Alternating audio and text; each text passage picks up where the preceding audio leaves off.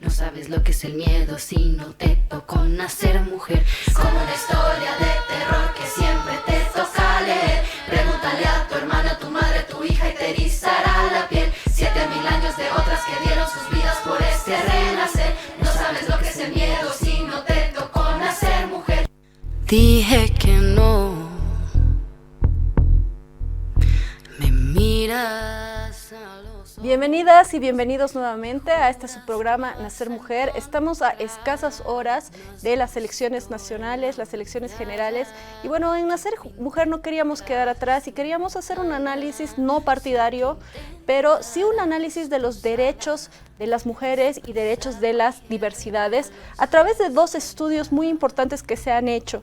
En principio, un estudio sobre los derechos y cuál es la percepción que tiene la gente sobre la población LGBTI y sobre sus derechos, cómo la gente percibe que son merecedores de esos derechos, deben ejercer sus derechos plenamente, cuál es la percepción que tiene nuestra ciudadanía. Y por otro lado, vamos a analizar un estudio de paridad que hicieron en torno a la participación política de las mujeres con Oxfam. Eso lo veremos en el segundo bloque. En este primer bloque tengo el gustazo de presentar a la doctora Carla Guardia Pastrana. Ella es abogada, feminista, directora de Igual, activista y defensora de derechos humanos. Querida Carla, qué gusto tenerte nuevamente aquí en Nacer Mujer. Y para hablar un poquito sobre este tema que ustedes trabajan tanto, que son los derechos humanos de la población LGBTI. Bueno, primeramente muchas gracias, Ceci, por siempre abrirnos las puertas de esta tu casa. Nosotros felices de compartir estos temas que son tan sensibles y tan importantes, y más ahora justamente en el contexto que tenemos, ¿no? Como bien lo mencionabas, para nosotros es importante que toda la población también conozca y reconozca además el ejercicio de derechos de las personas LGBTIQ+. Es por eso que también queríamos compartir con ustedes una encuesta que hace un mes atrás hemos realizado por encargo de la ONG Igual a través de Ipsos Sismondi, que habla un poco sobre los derechos de la población LGBTIQ+, ¿no? Y por eso queríamos compartirles también estos datos tan importantes como, por ejemplo, el 55% de la población apoya el trato igualitario de las parejas del mismo sexo. Y cuando hablamos de este tema, no solamente nos referimos a sí, el matrimonio, la fiesta, como ya lo habíamos explicado, ¿no?, en otros espacios y también acá en el programa, es el tema ya de derechos, ¿no? El derecho sucesorio que tiene una pareja, el derecho a bienes gananciales. Como tú sabes, vemos casos a nivel nacional y vemos mucho estos casos de parejas que están juntas 15 años, 20 años, una de las personas fallece y quien le sobrevive lamentablemente se queda en la calle. Es por eso que es tan importante conocer estos datos y el apoyo también que toda la población tiene hacia las personas LGBTIQ+. Son muchos datos que nos va a arrojar esta encuesta, que los vamos a ver poco a poco, pero yo quisiera, Carla, que nos expliques un poco ¿por qué se da esta encuesta? O sea, ¿cuál es la razón por la que Igual solicita que se haga esta encuesta? Esta encuesta es una encuesta que se ha llevado a cabo desde mayo, ha incluido a más de 500 personas encuestadas y se ha llevado a cabo en 6 ciudades de Bolivia. Carla, a ver, un poquito antes de entrar punto por punto a cada uno de los resultados de esta encuesta, quisiera que nos diga por qué ustedes se han motivado, han dicho necesitamos saber qué es lo que piensa realmente la gente, y creo que es una buena cantidad de personas, ¿no? Un grupo de personas, 500 personas, donde se puede establecer con claridad cuál es el pensar más o menos de la gente en nuestro país. Justamente la importancia de esta encuesta para nosotros y por qué hemos decidido hacerla es para reflejar el apoyo que se tiene hacia la población LGBTIQ+. Lamentablemente vemos en redes sociales que diferentes sectores antiderechos, sectores muy conservadores, invisibilizan este apoyo y este reconocimiento de ejercicio de derechos de personas LGBTIQ+. Hay muchas personas a nivel nacional que conocen a personas de esta población, pero también tienen claro que el Estado está en el deber de proteger a estas personas, ¿no? No es el simple hecho de decir, bueno, está bien que tengan algunos derechos y otros no. Como bolivianos y bolivianas, todos tenemos los mismos derechos y las personas LGBTIQ+, con mucha más razón, siendo un sector por años vulnerable, también tenemos estos derechos para poder ejercer nuestra vida plena. Así es, entonces ahora sí podemos ver dos datos que nos ha arrojado esta encuesta. El primero, el que ya decíamos, 55% de las personas encuestadas apoya el trato igualitario para las parejas del mismo sexo. ¿Qué estamos viendo aquí? Que la mayoría de las personas, a diferencia de lo que se dice mucho, que no tienen apoyo, que la gente LGBT está aislada, que no tienen apoyo, todo lo contrario, aquí se está viendo que la mayoría de las personas encuestadas, el 55%, sí están de acuerdo por un trato igualitario a las personas, a las parejas del mismo sexo, ¿no? Así es, querida Ceci, y otro dato sumamente importante que también lo estamos socializando en diferentes redes, programas, etcétera, es que la entrevista también hace una consulta de si las personas en general en Bolivia apoyarían a un candidato que no respeta los derechos de personas LGBTIQ+.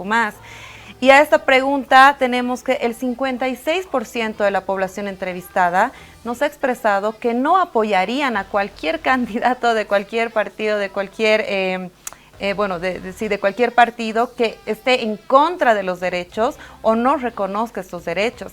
Entonces, justamente por polémicas que han surgido la semana pasada, que hemos visto que se ha hablado mucho de este tema, ya tenemos, ¿no?, este dato importante, este 56% de la población no apoyaría, pero por otro lado también creo que... Hay un datito ahí, perdón que te corte, Carla, que está vinculado a este dato, que es que el apoyo es más amplio en un grupo de personas entre los 18 y 28 años, es decir, entre los 18 y 28 años, el 65% de la población apoya a un trato igualitario.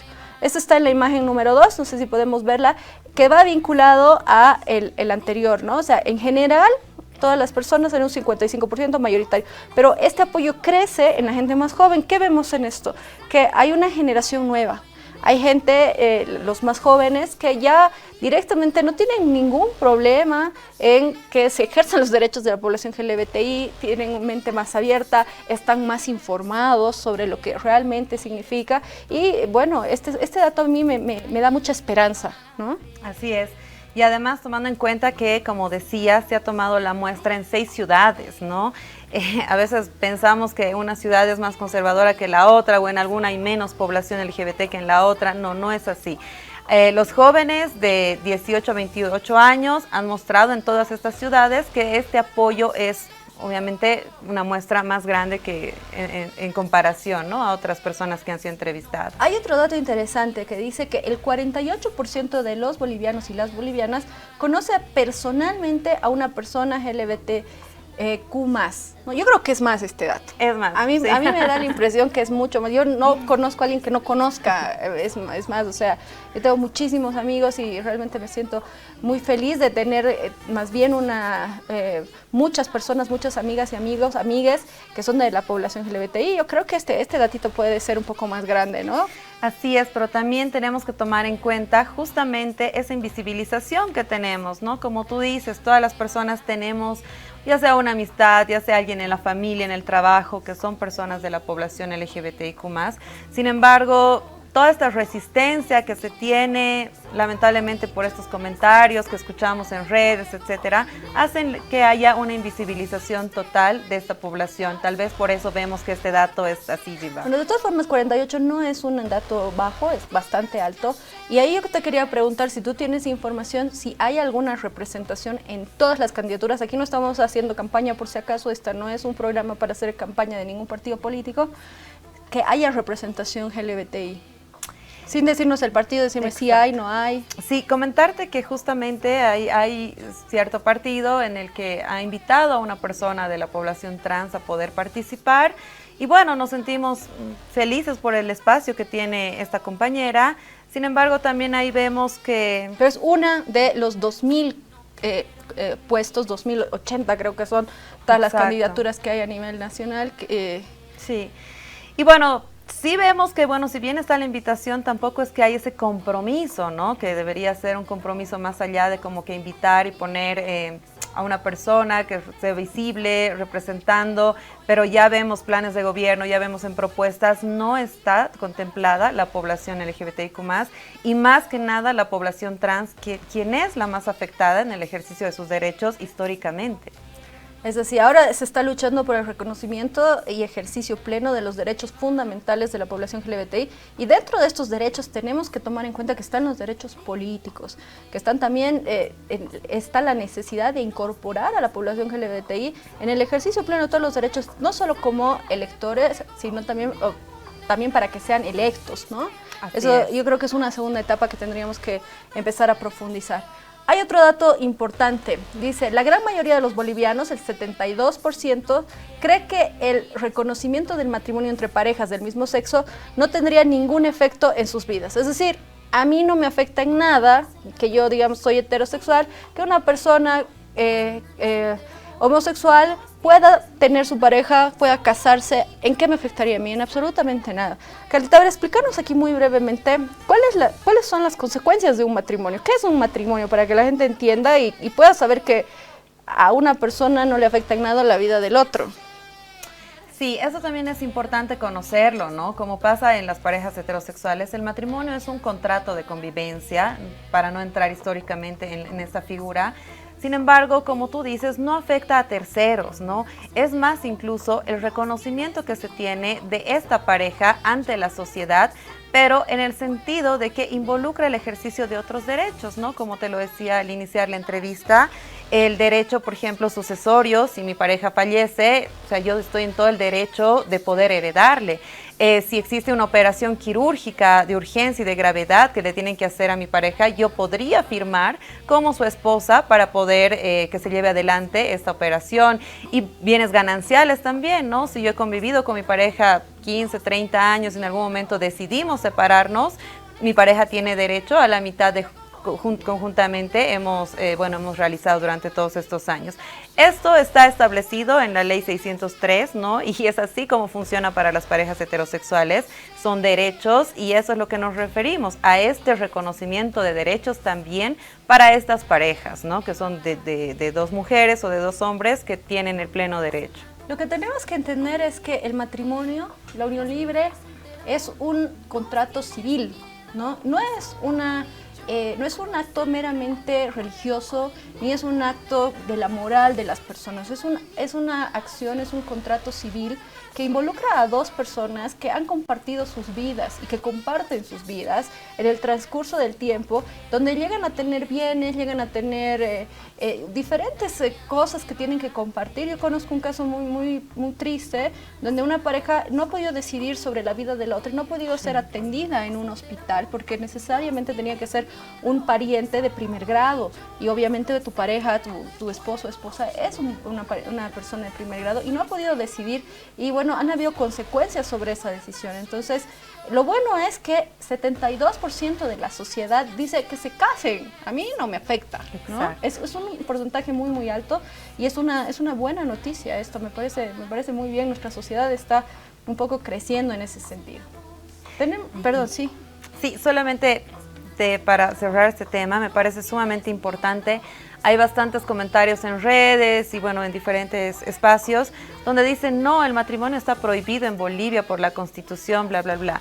Ese es un tema súper importante que hay que aclararlo, no olvidarnos que nosotros tenemos un artículo 256 en la misma Constitución Política del Estado que nos dice que diferentes instrumentos internacionales que reconozcan derechos más favorables a diferentes tipos de poblaciones van a estar encima de la Constitución reconociendo los derechos humanos. En el caso de las personas LGBTIQ+, hay una opinión consultiva 24 del 2017 que obviamente habla de este tema y reconoce y solicita a los diferentes estados que puedan reconocer el matrimonio como una figura de reconocimiento de derechos, ¿no? Entonces eso creo que tiene que quedar claro antes que se opine que no debería o debería. Las opiniones consultivas se tienen que acatar pues todas, ¿no? Esa decisión, una sí, una no, ¿no? Exacto. Entonces, esta opinión consultiva a mí me parece que es fundamental, es muy progresista. Realmente la Corte Interamericana de Derechos Humanos se ha lucido con esta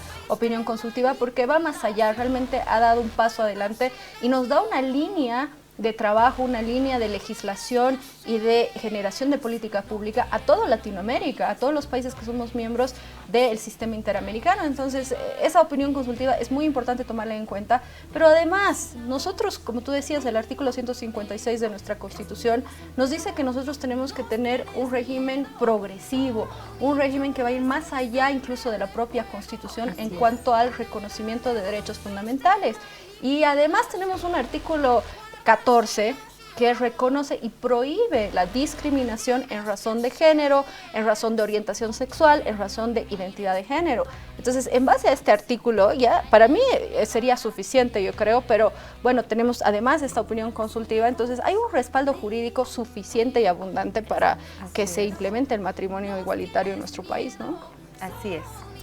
Y bueno, también tenemos otros datos que son importantes. El 56% de las y los encuestados no apoyarían a un candidato que promueve la violencia y la discriminación contra las parejas del mismo sexo.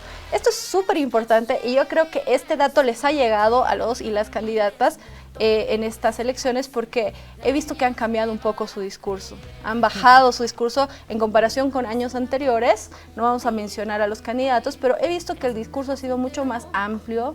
Han visto, yo creo que este dato lo han tomado en cuenta los asesores políticos de las personas que están siendo candidatas, ¿no?, en las elecciones. Así es, esperemos que sí, porque como te decía, ¿no?, en los diferentes planes de gobierno que hemos ido revisando de los diferentes partidos, no hemos visto una inclusión verdadera a la población LGBTIQ+. Entonces, sumamente importante este dato porque finalmente, ¿quiénes nos van a gobernar, no? Personas que saben, no saben, quiénes están en el Estado Plurinacional de Bolivia o no. Entonces, somos bolivianos, somos parte de la población LGBTIQ+, y necesitamos este reconocimiento. Entonces, que toda la sociedad civil, porque esta muestra de 500 personas no han sido personas que son de la población LGBT, han sido diferentes personas de a pie que han mostrado realmente el rechazo hacia políticas públicas o candidatos o propuestas que justamente generen violencia, discriminación o invisibilización de la población LGBT. Entonces, como decías, este dato es sumamente alentador justamente en esta época electoral en la que nos encontramos. Así es. Este dato siguiente que vamos a analizar es preocupante porque nos dice que el 88% no conoce las protecciones que tienen las parejas del mismo sexo en un régimen de unión libre, es decir, que desconocen. Hay mucha gente que desconoce incluso que la unión libre y el matrimonio tienen los mismos efectos o qué quiere decir, qué viene después del matrimonio. Incluso hay gente que se casa sin saber un poco cuáles son los efectos que van a venir después. Este dato es bastante preocupante, ¿no?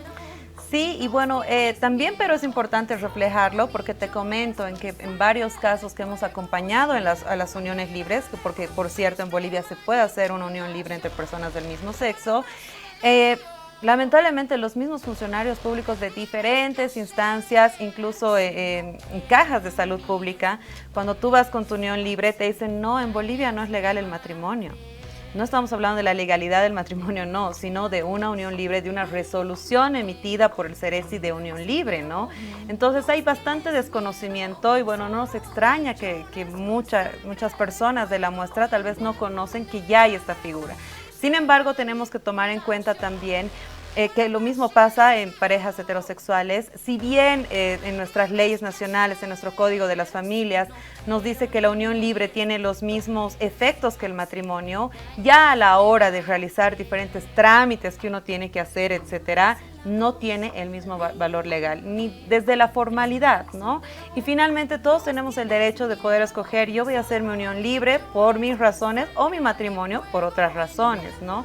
Entonces este dato también es muy importante. Claro, no tendría que haber una restricción, no tendría que haber una diferenciación. Si bien existen los dos institutos que son muy parecidos, pero como dice Carla, al momento de ejercerlos sí hay diferencias porque vivimos en un país altamente burocrático, entonces tengo la libertad de escoger por dónde quiero ir, o sea, no tiene que haber una diferenciación entre ningún ciudadano y ciudadana de nuestro estado, ¿no? Eso es lo que debería ser y eso es a lo que se está apuntando. Por último tenemos este datito que es el 47% afirma que su religión considera que todas las personas deben ser tratadas con respeto e igualdad, incluyendo las personas LGBT. Este es un dato que a mí me ha sorprendido, porque yo era de las que pensaba que era la religión la que un poco cohibía a las personas o hacía que no respeten o no quieran que que se reconozcan los derechos de otras personas, pero bueno, este dato me llama muchísimo la atención y también puede ser por el último, bueno, el Papa anterior, el Papa Francisco, que era abiertamente inclusor de la población LGBTI en la Iglesia Católica, ¿no? Así es, Ceci, pero también hay que tomar en cuenta que muchas personas conocen a población LGBTIQ+ dentro de sus iglesias, ¿no? En la Iglesia Católica, en la Iglesia Evangélica, Cristiana, etcétera. Muchas de las personas somos creyentes de la religión, participamos en estos espacios católicos, evangélicos, etcétera, y también ahí ejercemos nuestro derecho también, ¿no? A poder profesar una religión. Entonces, si bien a veces pensamos que sí, la religión y las diversidades como que están separados, no es así. Hay muchas personas de esta población que pertenecen a diferentes iglesias, sectores religiosos, etcétera, y son visibles en estos espacios. Entonces, bueno, sí puede ser un dato que pueda sorprender, pero esa es la realidad. Muy interesantes los datos que nos ha arrojado esta encuesta, Carla. Queremos agradecer a Igual por iniciar esta encuesta, por darnos estos datos, porque realmente una piensa que tal vez nuestra población todavía no está preparada o puede estar en contra, pero no, los datos nos dicen otra cosa, la juventud nos está diciendo otra cosa, una nueva generación que no tiene prejuicios con la población LGBTI, sino todo lo contrario. Cada año vemos que en el Día del Orgullo la gente está cada vez... Es una fiesta mucho más grande, con mucho más personas, y no necesariamente son personas del colectivo, sino son personas, ciudadanos y ciudadanas que quieren participar y apoyar el colectivo, ¿no? Así es, cada año vemos que hay más apertura, más libertad también por eso vemos también el rango de edades, ¿no? De 18 a 28 años, porque generaciones atrás tal vez no tenían esa apertura y libertad de poder expresar su orientación y su identidad de género. Sin embargo, ahora vemos junio en la mayoría de las ciudades se viste de arco iris, todos salen a celebrar, hay negocios, hay espacios tanto públicos como privados que también muestran su apoyo con diferentes acciones, y esto es sumamente importante para la progresividad incluso de derechos de nuestro Estado. Querida Carla, ha sido muy interesante estos datos que nos has arrojado. No sé si quieres decir algo más para concluir con este tema y para que podamos ir a un corte. No solamente agradecerte, querida Ceci, para nosotros es sumamente importante este espacio para poder reflejar el trabajo que realizamos, pero además siempre ir viendo como que datos que no vienen de una institución, ¿no? Esta encuesta no solamente es de una institución de Igual que hemos realizado, hemos tomado toda la formalidad también para hacerles, por eso que viene de Ipsos, que nos ha colaborado con la encuesta. Entonces es sumamente importante y legítimos estos datos que hoy te presentamos. Muchas gracias, Carlita. Yo no quiero dejar de lado de promocionar a Igual, porque es una ONG que realmente se dedica 100% a la protección de los derechos de la población LGBTI. Son abogados y abogadas que colaboran a la población en sus trámites, colaboración en procesos. Son parte de la Liga de Juristas Internacional. No, es de la Red de Litigantes LGBTIQ+ de las Américas. Que son los únicos en Bolivia que tienen jurisprudencia de toda Latinoamérica, apoyo de toda Latinoamérica. Entonces, sí quiero felicitarlos públicamente por todo el trabajo que han hecho. Yo los conozco desde la aprobación de la Ley de Identidad de Género y no han parado de trabajar y no han parado de tener resultados maravillosos. Entonces los súper felicito a todos. Espero que sigan adelante y que nos visiten. Las puertas de Nacer Mujer están abiertas para cualquier otra cosa que ustedes nos quieran contar. Muchas gracias. Carlita, te voy a pedir que te quedes para el segundo bloque porque vamos a estar hablando con Luciana Jauregui. Ella es una investigadora que ha tratado los temas de paridad en género en nuestro país. Pero antes de ir al corte quisiera que vayamos a un video musical. Vamos a ver un video de No te va a gustar y Nicki Nicole con esta canción que se llama Venganza. Y ya volvemos. ¿Crees que nadie se enteró? Nos tienes miedo.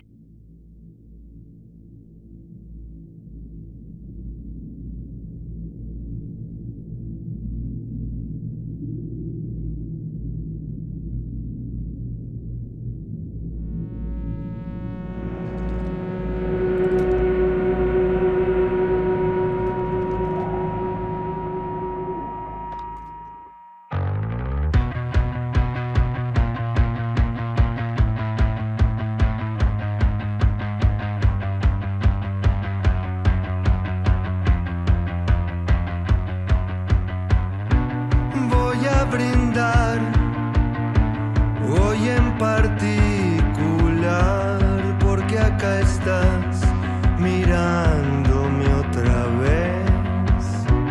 Cuánta agresividad vi en esos ojos, pero hoy te vuelvo a encontrar y me las vas a pagar. No te dolió verme asustada. Voy a morderte la cara y a esperar que poco a poco te mueras.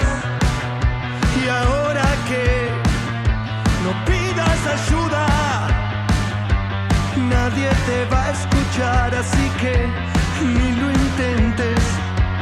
Todo ese dolor vuelve multiplicado por cada día sufrido, por cada recuerdo, por cada llanto.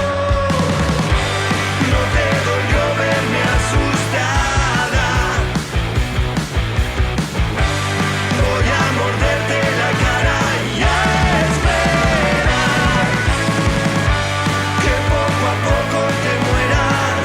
Te metiste en mi razón, me hiciste creer que mi forma de vestir era una provocación. Nunca me dejaste ser, decidiste por mí y ahora estamos acá, vamos a ver qué decís. Hoy voy a matar tu mente suicida, podrida, vas a arrepentirte de lo que me hacía. Qué bueno tenerte de frente, quiero ver cómo pagas el precio lentamente.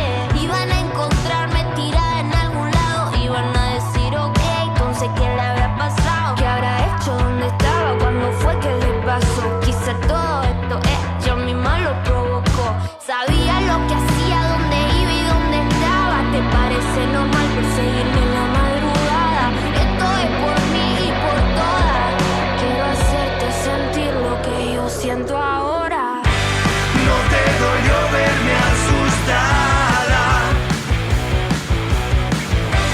Voy a morderte la cara y a esperar que poco a poco te mueras.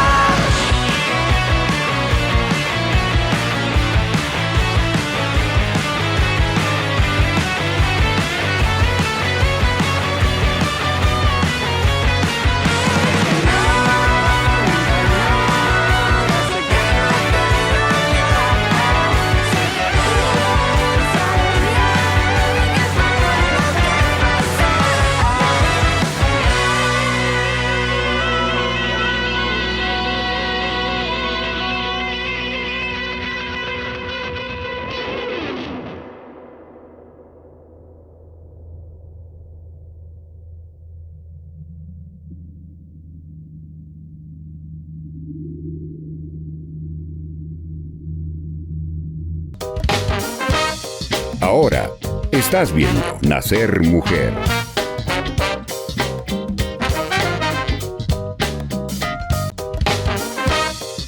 Continúas viendo Nacer Mujer.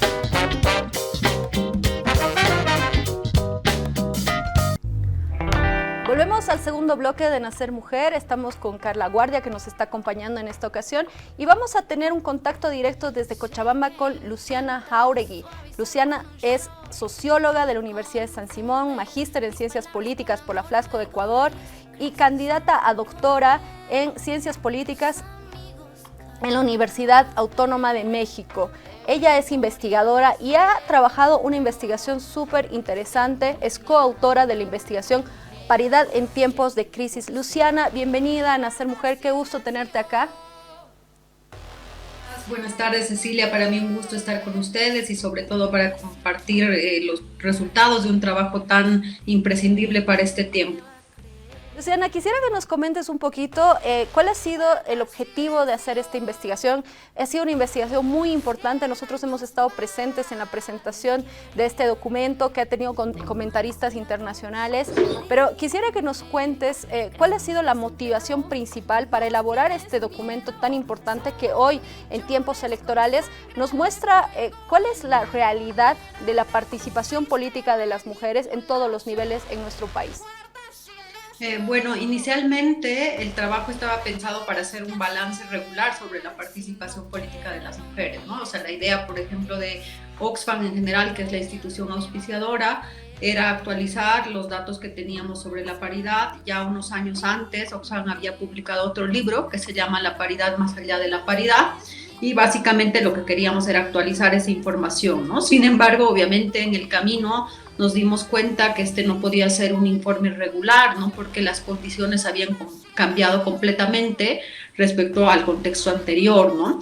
Y básicamente lo que detectamos es que este periodo en particular, no solo para las mujeres, sino para la sociedad en general, era un momento muy decisivo porque se estaba produciendo una transformación, yo diría, en el pacto social en general, ¿no?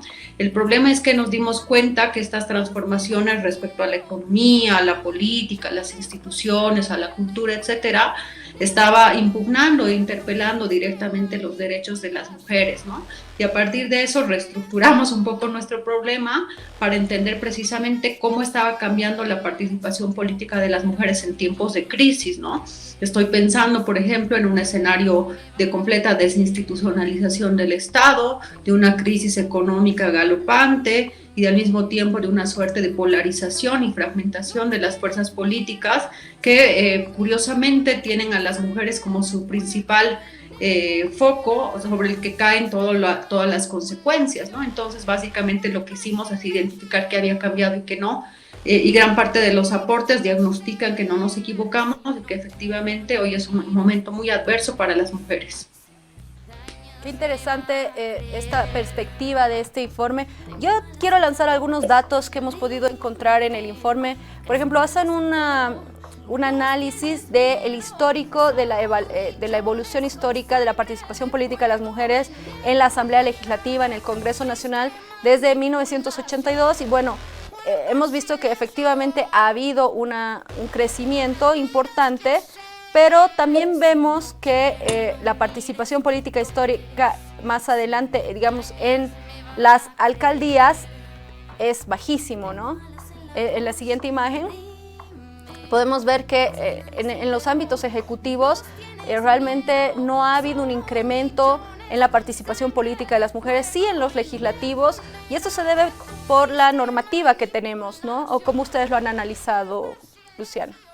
Sí, efectivamente, creo que una de las constataciones más importantes del estudio ha sido que la norma importa, ¿no? Es decir, a veces hay muchas corrientes dentro del feminismo que relativizan o no le dan su importancia a la norma, pero lo que está claro, y no solamente en este trabajo, sino en general, que sin la norma las mujeres directamente no ingresarían a la política institucional, ¿no? Y eso se ve con mucha claridad en estos datos, porque sabemos que a partir de la Asamblea Constituyente hasta la actualidad se ha implementado la paridad como dispositivo dentro de las asambleas legislativas, ¿no? Tanto a nivel nacional como a nivel departamental y municipal, ¿no?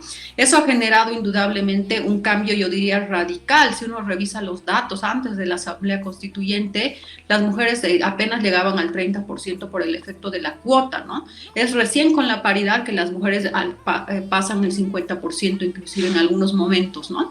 Y esto quiere decir que efectivamente la paridad ha tenido un efecto sustantivo en la composición de las asambleas legislativas. Sin embargo, dado que hasta la actualidad la paridad era un mecanismo en la que los gobiernos ejecutivos estaban exentos, eso ha hecho que indudablemente las mujeres no estén representadas en igualdad de condiciones en el ámbito ejecutivo, ¿no? Para eso, justamente el gráfico que ahora se muestra da cuenta de cómo las mujeres sin una normativa prácticamente no participan, ¿no? Y que la predominancia sigue siendo de hombres, ¿no? El escenario se repite en las alcaldías, en las gobernaciones, y lo hemos visto justamente en esta elección, también a nivel de las candidaturas presidenciales, ¿no? No hay que olvidar justo que tenemos solamente 2 mujeres que participan en los binomios, una presidenta y otra vicepresidenta, una se bajó, pero eso nos muestra precisamente que las mujeres no son consideradas para los cargos más altos, ¿no? A esto se le llama una suerte de segregación vertical del poder, donde se admite mujeres siempre y cuando estén en los puestos intermedios, ¿no? En cambio, los puestos jerárquicos, como son los ejecutivos y sobre todo la presidencia y vicepresidencia, se reservan para hombres. Y esto es fundamental porque quiere decir que si no existe obligatoriedad de la normativa, los hombres directamente no harían que las mujeres participen, ¿no? Ahora, a partir de la resolución que ha dado el Tribunal Constitucional, hay que ver los efectos que esto puede tener Sin embargo, siempre poniendo esa resolución en un escenario de incertidumbre que está básicamente caracterizado por el proceso de prórroga de los magistrados, ¿no? Que precisamente le da un carácter todavía incierto a la aplicabilidad de esta normativa. Luciana, quisiera que nos expliques en el informe, en el estudio que ustedes han elaborado, qué aspectos de la crisis han tomado en cuenta y cómo esto ha afectado en la participación política de las mujeres. Uh-huh.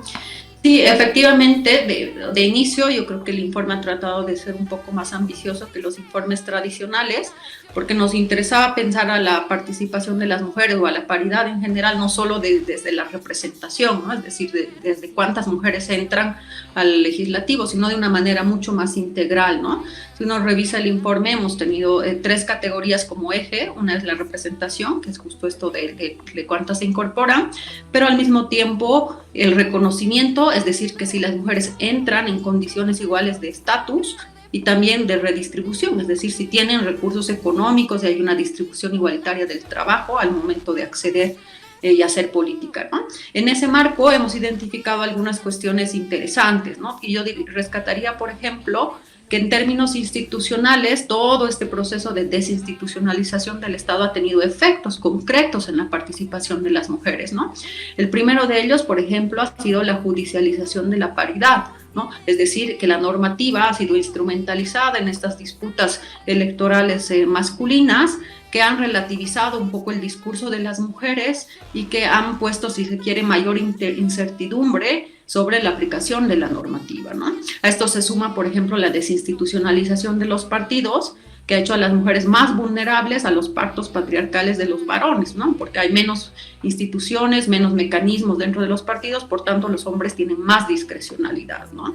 Y además hemos descubierto también que algunos partidos políticos, por ejemplo ADN, incluye dentro de sus programas la lucha, entre comillas, contra la ideología de género, es decir, una agenda abiertamente antimujeres, ¿no? Que también ha sido una alerta muy importante para nosotros. No como un elemento, si se quiere, excepcional, sino que si uno lo piensa, es parte de una corriente de opinión cada vez más ascendente que está empezando a cuestionar el derecho de las mujeres a tener derechos precisamente, ¿no? Es decir, a ser un sujeto jurídico, ¿no? Y eso nos lleva al segundo elemento de la crisis, que es precisamente que la paridad ha traído una consecuencia inesperada, que es precisamente que los hombres sienten la participación de las mujeres como amenaza, ¿no? Lo viven como amenaza, y de hecho ahí el estudio muestra esos datos de cómo las mujeres están seguras que sus compañeros sienten su presencia como amenazante, como riesgosa, ¿no? Porque de alguna forma pierden privilegios, ¿no? Y eso se traduce en mayor violencia machista, pero también en una suerte de reacción patriarcal y reacción conservadora que está cuestionando el derecho de las mujeres a participar, ¿no? Y a eso añadiría el último elemento de la crisis, que también es fundamental, es cómo la crisis económica está disminuyendo la participación, ¿no? Por varios motivos. Uno es que aumenta el trabajo de cuidado, porque frente a la crisis las mujeres redoblan sus esfuerzos dentro de la casa, ¿no? Es decir, tienen que suplir lo que no pueden pagar con trabajo adicional, ¿no? Y al mismo tiempo privilegian también tener recursos, ingresos y no participan. El problema es que las mujeres quedan al margen de las decisiones sobre política económica cuando son ellas las que cargan el efecto de la crisis. Qué datos tan importantes. Luciana, estamos aquí compartiendo el set con Carla Guardia. Ella también es investigadora y abogada, defensora de derechos humanos, que quiere hacerte una consulta. Sí, bueno, Luciana, un gusto. La verdad es que parece sumamente interesante el informe que presentas, lo vamos a revisar.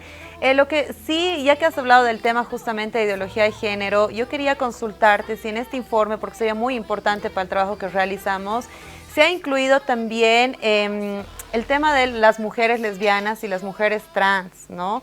En nuestro país ahorita hay una sentencia constitucional que justamente por el tema de paridad y alternancia, por ejemplo, prohíbe la participación política de mujeres trans en elecciones nacionales, ¿no? Porque, bueno, según Según lo que nos dice la sentencia y la interpretación, es que una mujer trans le estaría quitando un cupo a una mujer cisgénero, es decir, una mujer que ha nacido con el sexo lo biológico.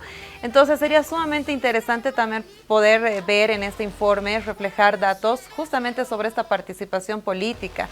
Y haciendo un análisis institucional, nosotros hemos visto que tanto las mujeres, ¿no? Mujeres cisgénero, heterosexuales, lesbianas, mujeres trans, siempre somos que también utilizadas como un instrumento que para mostrar que sí hay una inclusión, y tal vez por eso también los datos que reflejas en el informe, pero yo quería consultarte si se ha tomado ese aspecto y si tal vez no en este informe sería súper interesante para nosotros que se pueda reflejar más adelante.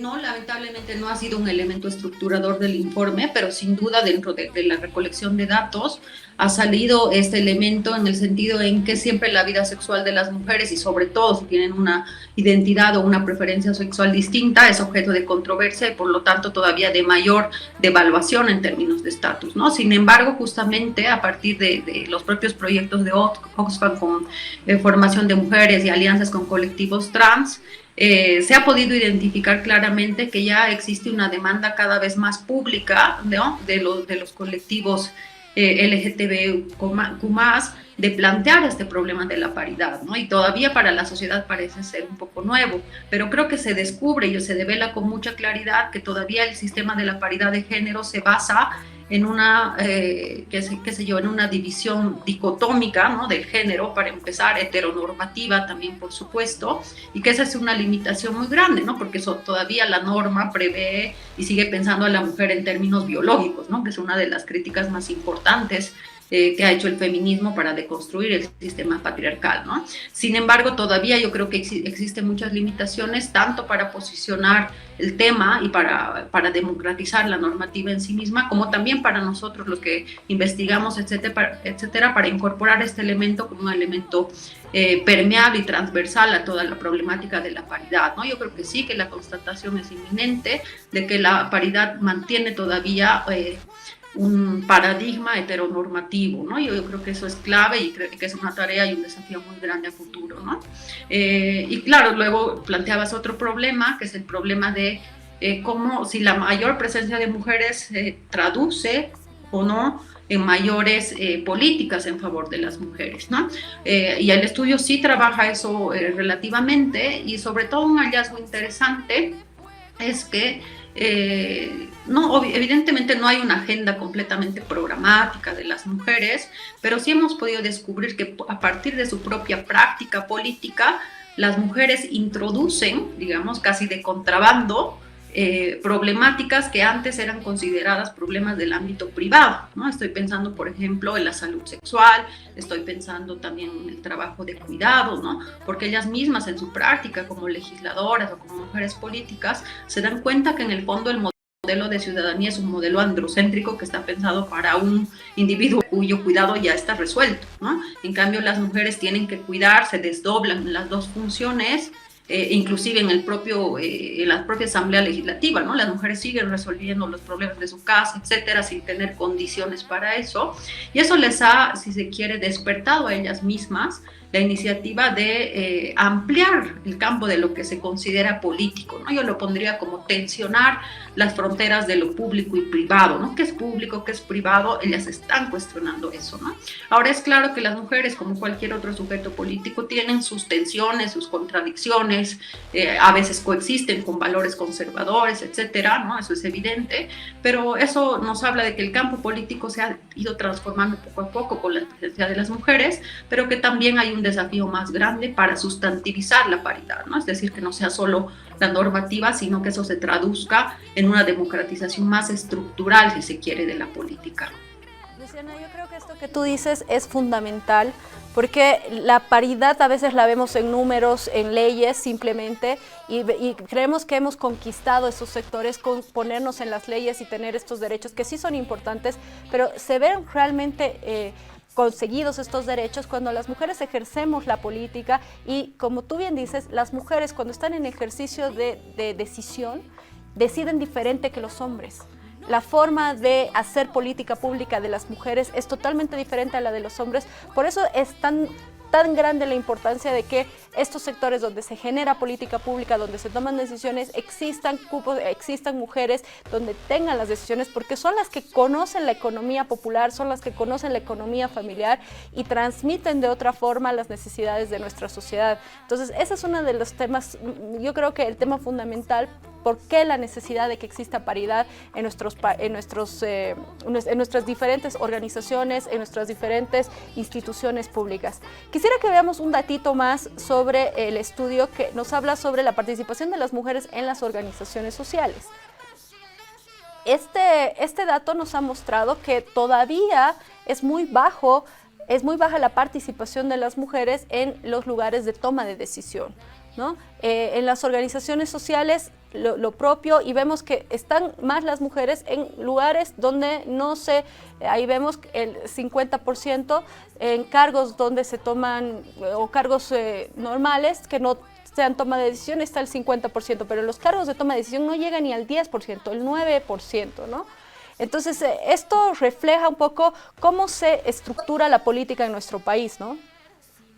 Sí, evidentemente, lo que hemos descubierto también es que a pesar de que las mujeres se incorporan a la política institucional más o menos de forma amplia y masiva, los varones siguen funcionando como una suerte de guardianes de acceso, ¿no? Ellos definen qué mujeres entran y qué mujeres no entran, y qué mujeres ascienden y qué mujeres no ascienden, ¿no? Es decir, siguen manteniendo el control de la política, ¿no? Y eso es fundamental, ¿no?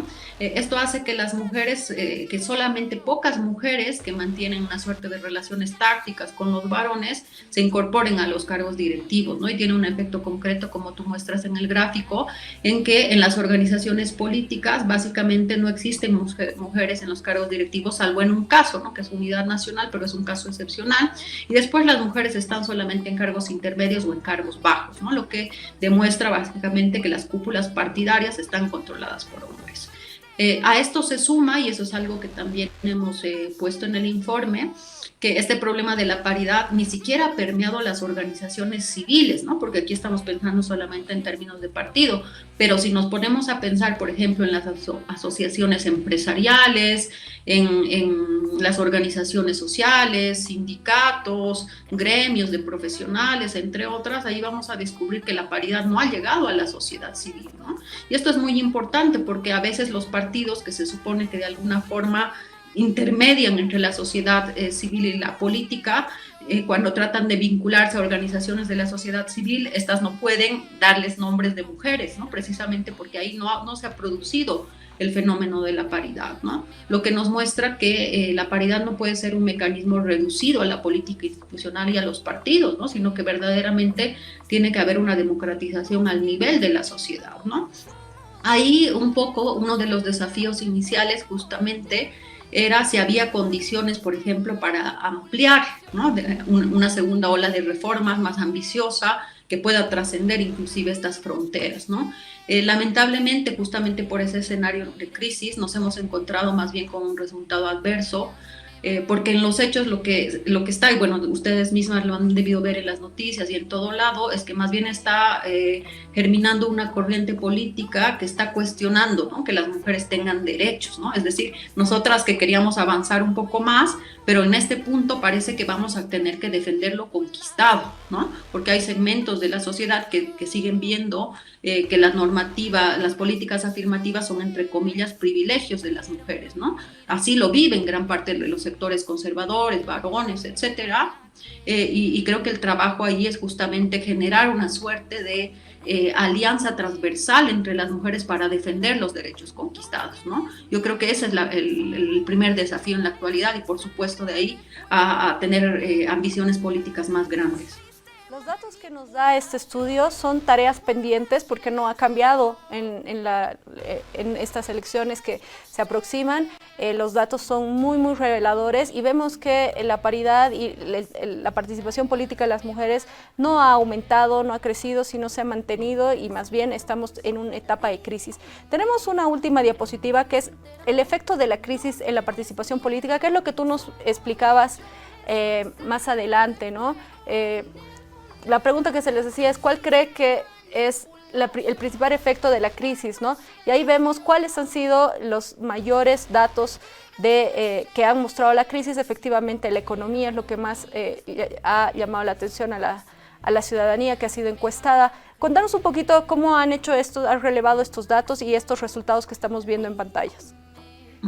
Sí, bueno, ha sido un estudio que ha recurrido a muchas estrategias, pero entre las más importantes, sobre las que se basan nuestros datos de orden más cuantitativo, es una encuesta Delphi, que es una encuesta que se ha realizado a mujeres lideresas políticas, ¿no? Es decir, aquellas que son lideresas de partidos u organizaciones sociales, ¿no? Han sido más de 110 mujeres que han participado en este estudio y los datos que hemos obtenido son esos. A esto, además, hemos complementado con entrevistas a profundidad con 14 mujeres que nos ha permitido de alguna forma darle contenido y profundidad a los datos que teníamos aquí, ¿no?